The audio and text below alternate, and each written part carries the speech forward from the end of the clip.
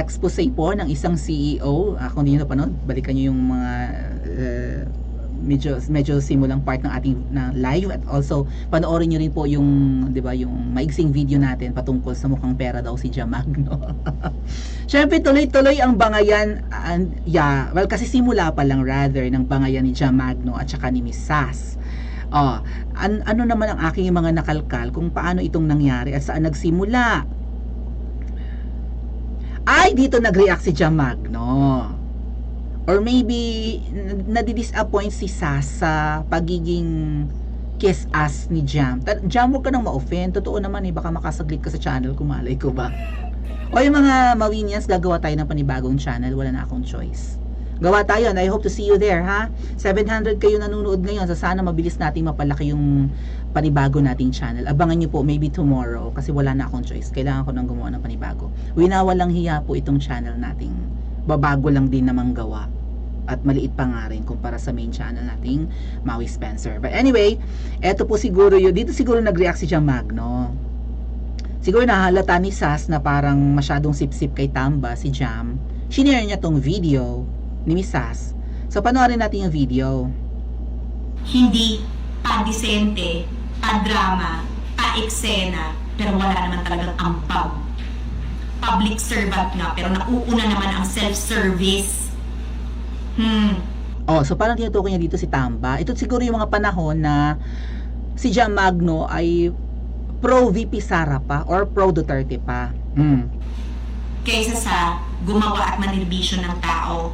Binabayaran naman sana siya, di ba? Bakit So tinutukoy niya si pipiliin ko talaga Tamba? yung leader na mananapak Yan.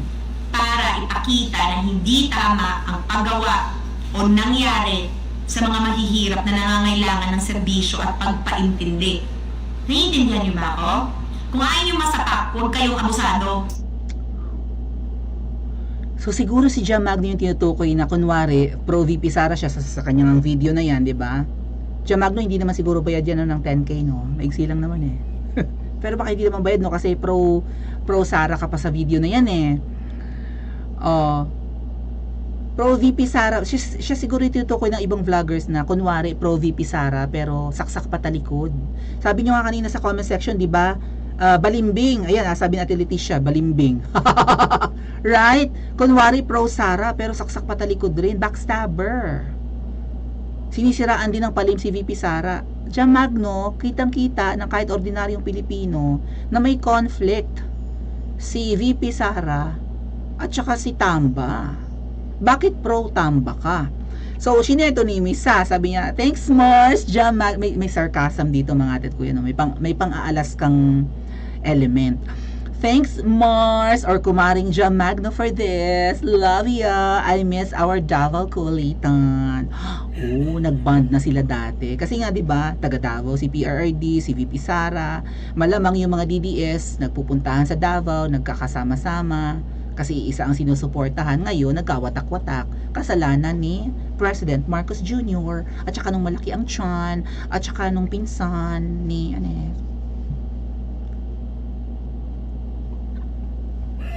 nagkawatak-watak ang mga DDS, diba? DDS at BBM supporters. Medyo may pang-aalas ka dito si Miss Sas kay Miss Jam. Ito yung nakita kong post ni Miss Jam 10 hours ago. Kanina lang. Ina-address niya si Miss Sas. Ayan na, bangayan na mga ate at kuya. Sabunutan na ba ito? Sabunutan ng buhok? Sa kung saan sabi ko nga sa inyo, I have seen it coming na eh. Kasi si Miss Sas, para talaga siya sa taong bayan, no? Parang dead ma siya kung may masagasaan, dead ma kung badikusin niya yung dati niyang sinuportahan. Actually, hindi naman talaga yung Marcos supporter si Miss Sas eh. Pero from the looks of it, na-appreciate niya si PBBM nung mga panahon na may SMNI debate kasi si Sas isa sa judges ng presidential debate ng SMNI eh. So sabi ni Jamagno dito, "Hi Sam, what's up? I want to address something that you posted about me on your page the other day and I hope that this is clear to you." Pagmamalita, no? "I blocked you." Oh my God, Jam, bakit mo binablock si Sam? Akala ko ba Mars kayo? Akala ko ba ba't mo binablock? Na-offend ka ba or ayaw mo makita ni Sas ang mga post mo? Teka, verified account ba to? Jam Magno. I think so. 145,000 followers eh. Kung hindi man verified, at least page niya.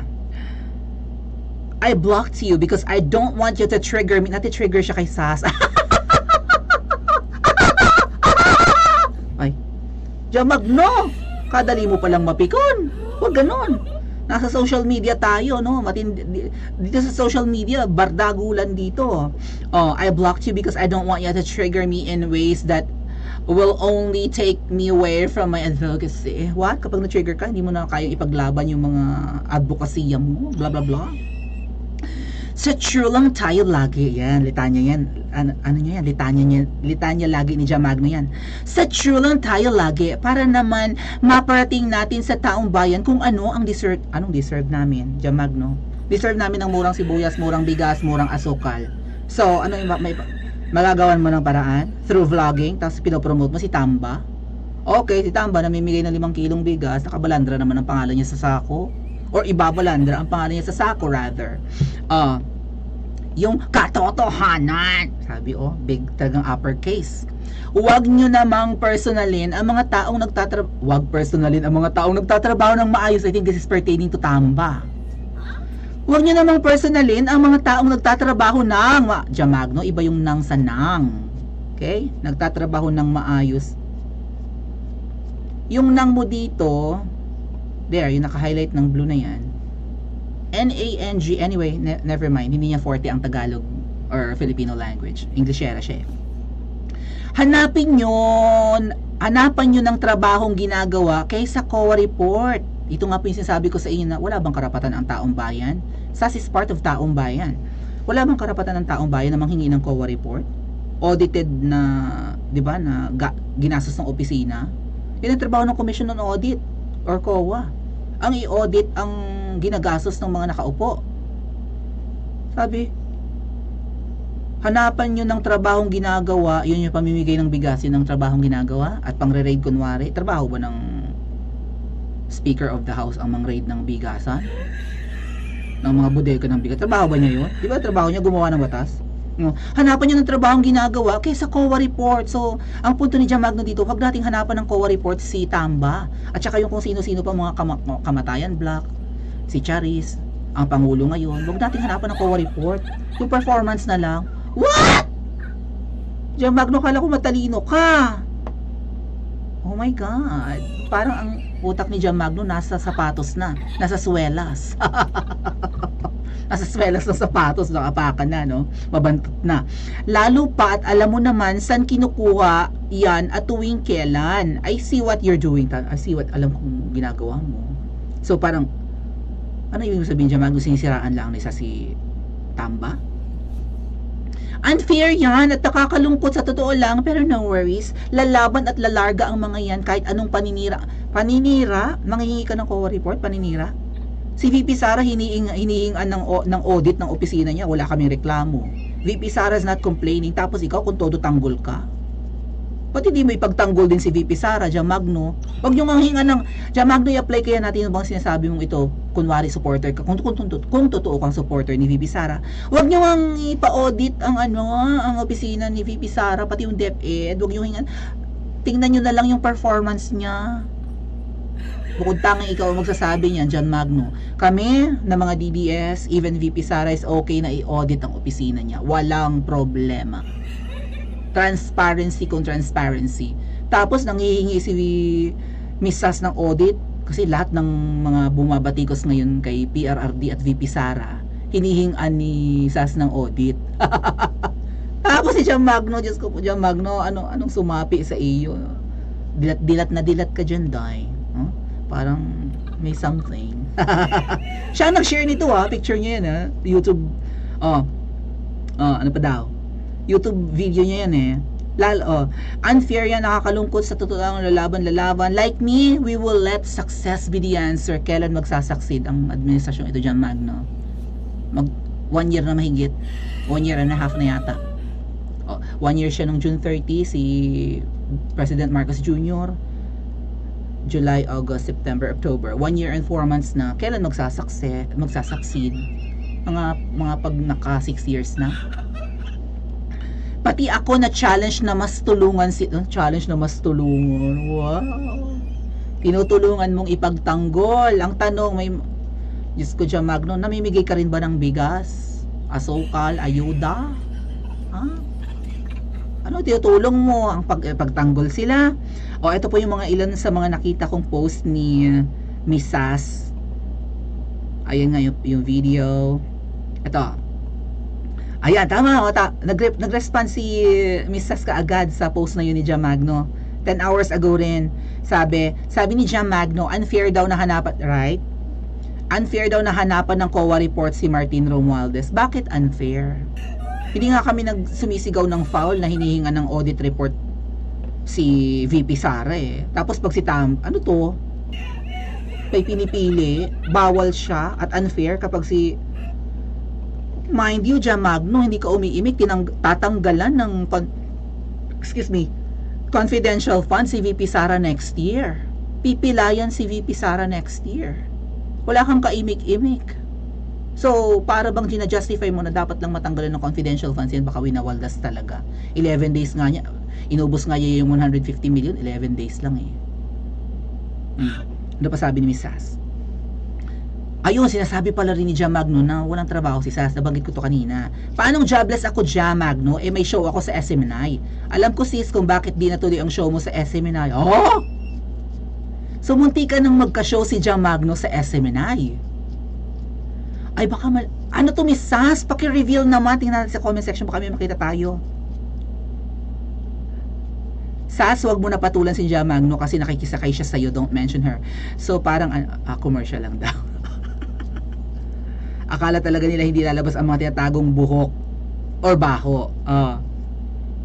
Ang mga multo ng nakaraan ni Jam, may multo nung nakaraan si Jam. Si Jam walay work, mang-solicit na lang, manggamit pa name. Hindi may negosyo si Jam. To be fair. Jam magkano? Yung Jam Magno, hindi na Jam Magno, Jam magkano?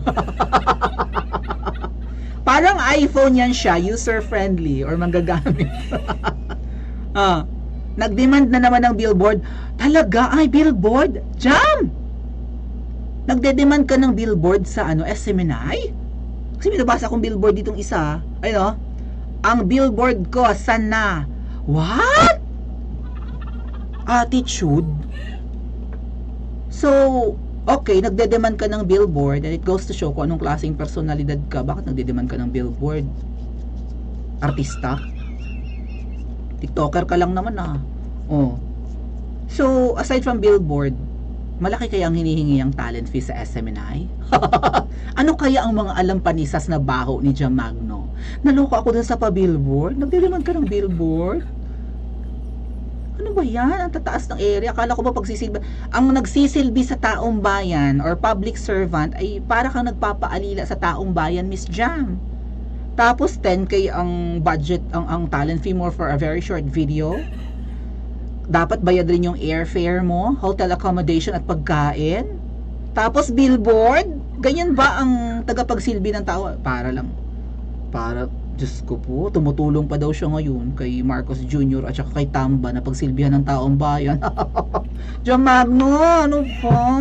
Ano ba talaga? Alam mo yun, baka katulad ko ng mga friends ko na kapag bumaha, lumulutang.